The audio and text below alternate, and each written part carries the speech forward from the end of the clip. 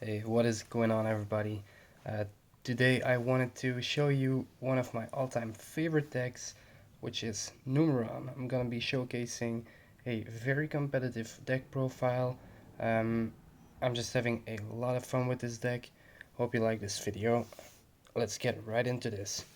So first off, we are going to start with 3 copies of Numeron Wall. This card is your searcher for the field spell, which is Numeron Network, and it also has a secondary effect that when you take battle damage, you can special summon this card and end the battle phase. So that's also very nice. Run 3 and no less of this. Next up, 3 copies of Planet Pathfinder. Again, you want to see that Numeron Network, you want to see your field spell, so run as many searchers as possible. 3 and no less. Next up, we are playing a kaiju package, so I am playing 2 copies of Gamma Seal, 2 copies of G'Darla. This is to out the barrier statue, and then the 1 copy of Jizukiru. Um, this could also be a lava golem, it doesn't really matter, or a 3rd copy of Gamma Seal or G'Darla. Next up, some hand traps. I am running 2 copies of Ash Blossom, 1 copy of Effect Failure, 2 copies of Gamma, 1 copy of Driver, of course, and then the 1 copy of Infinite Impermanence. The reason for this ratio is because we are running 3 copies of Crossout Designator in this build, which is absolutely insane in this deck, because your Planet Pathfinder is very prone to getting hand trapped.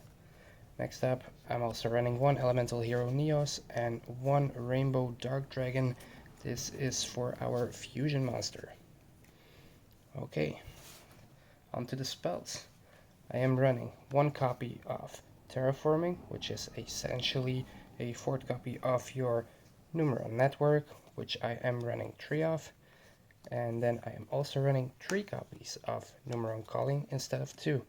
A lot of people play only 2 copies of this, but it does come up when both copies of your Numeron Calling are in the graveyard,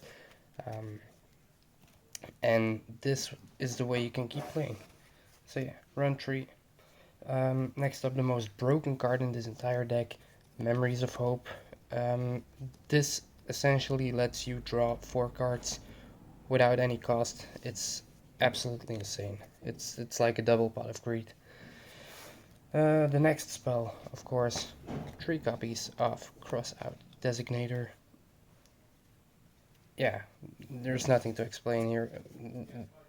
Once your opponent hand traps your Planet Pathfinder, just cross out and keep playing. Then I am running 3 copies of Neos Fusion. This brings out our Rainbow Neos, which is our, well, boss monster, so to say. Next up, some back row removal, 2 copies of Lightning Storm, along with 1 copy of Harpy's Feather Duster, and then the 1 copy of Red Reboot, rounding out a 40 card main deck. Now on to the extra deck. I am running 2 copies of number 1, 2 copies of number 2, 2 copies of number 3, and of course also 2 copies of number 4. Yeah, these cards are absolutely nuts. So what you do is you activate your Numeron network in order to send your Numeron calling to the graveyard. Then you can make all 4 of these and either attack for game or link off. Other than those, I also run the 1 Chaos Gate Sonya. Sometimes it's really cool to just banish all monsters on the field, which is what this card does.